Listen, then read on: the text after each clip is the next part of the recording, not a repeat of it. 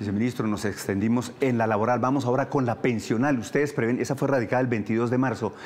Ustedes prevén un cambio estructural que amplía la cobertura, dice el gobierno, y allí se prevé una renta básica para adultos mayores. ¿Qué se habla puntualmente? Se habla puntualmente de ampliar la cobertura, resolver los problemas de equidad del sistema y mejorar la sostenibilidad financiera del sistema. Sobre esto de la renta universal, está apoyada el pilar solidario, como lo denomina el proyecto de reforma, vinculado al presupuesto nacional para triplicar la transferencia monetaria que se da a los adultos mayores en situación de extrema pobreza. Actualmente tenemos un programa denominado Colombia Mayor, en el que se otorgan 80.000 pesos de forma bimestral, es decir, cada 2 meses.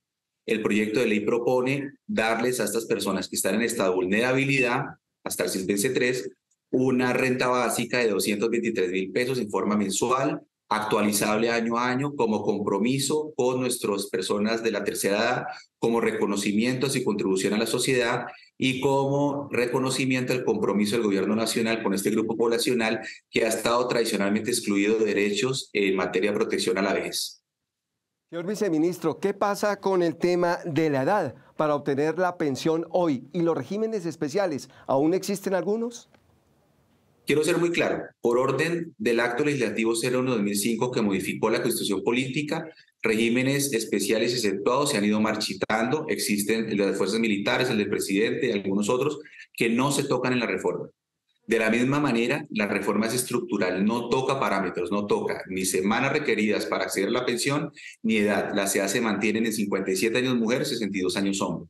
La reforma no toca la mesada 13, se mantiene la orden de 13 mesadas legal para los pensionados en el país porque hemos visto algunas informaciones falsas que están circulando. La reforma no afecta derechos adquiridos. Las personas que ya están pensionadas, su mesada no va a ser tocada. La reforma garantiza que personas que están cercanas al cumplimiento de requisitos tengan un régimen de transición.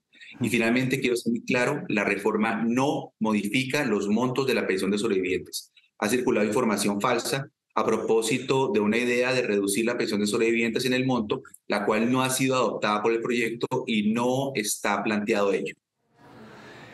Los recursos de Colpensiones serán destinados al ahorro para garantizar el pago de pensiones, dice el proyecto.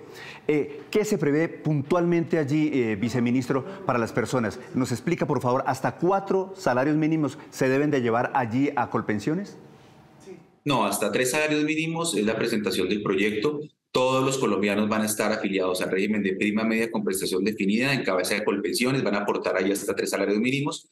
Y para aquellos que devengan una cifra superior a 3 salarios mínimos, ese mayor valor va a ser destinado a un fondo privado en el que pueden elegir libremente la administradora de fondo de pensiones que mejor les convenga de acuerdo a sus intereses para el amparo de los riesgos de invalidez, vejez y muerte. Quiero ser muy claro en que no lo dice solo el proyecto, lo dice la Constitución, lo dice la Ley 100 originalmente. Los recursos del sistema pensional son para fiscales. Por orden de la Constitución, solo pueden ser destinados para la financiación y la satisfacción de las demandas del sistema pensional. No pueden ser utilizados para destinos distintos. Esa es una regla que se respeta, es una regla constitucional que está allí contenida y lo que trae el proyecto es la creación de un fondo de ahorro para ser responsables y asegurar la sostenibilidad financiera del sistema a largo plazo. Viceministro, me preguntan aquí, hasta los primeros 3 salarios se deberían llevar allí a Colpensiones, pero si la persona quiere llevar el resto allá a Colpensiones, ¿puede hacerlo o necesariamente tiene que llevarlo a otro fondo? Debe llevarlo al componente de ahorro individual porque el resto ya excede el estándar que ampara el Estado a través del régimen de prima media con prestación definida. En el exceso debe llevarlo al amparo a través del componente de ahorro individual bajo el diseño del sistema de pilares para el complemento de su aseguramiento en materia de vejez, invalidez y muerte. Quiero ser muy claro, colombianos. Acá estamos amparando los riesgos de invalidez, vejez y muerte. Yo sé que tradicionalmente se habla solo de vejez, pero todos tenemos riesgos y todos estamos expuestos a tener una situación de invalidez o muerte que nos genere demandas de flujos de ingresos. Por ello es tan importante estar afiliados al sistema, cotizando permanentemente para ser responsables no solo como sociedad, sino con nosotros mismos y nuestras familias, para que cuando acaezca cualquiera de estas situaciones tengamos una respuesta institucional suficientemente sólida en los ingresos para afrontar este tipo de situaciones adversas. En este ABC, viceministro, ¿qué se prevé sobre la reducción de semanas para las mujeres que tengan hijos?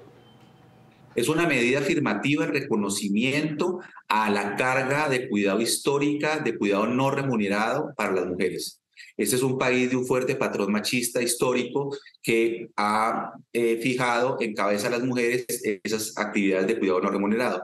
Por ello, el reconocimiento de ello, conforme a estudios que hemos adelantado y conforme a las medidas que han adoptado muchos países, como Canadá, como Alemania, como algunos países en la Unión Europea, vamos a reducir en 50 semanas por cada hijo el número de semanas que se piden a las mujeres al momento de pensionarse hasta 3 hijos.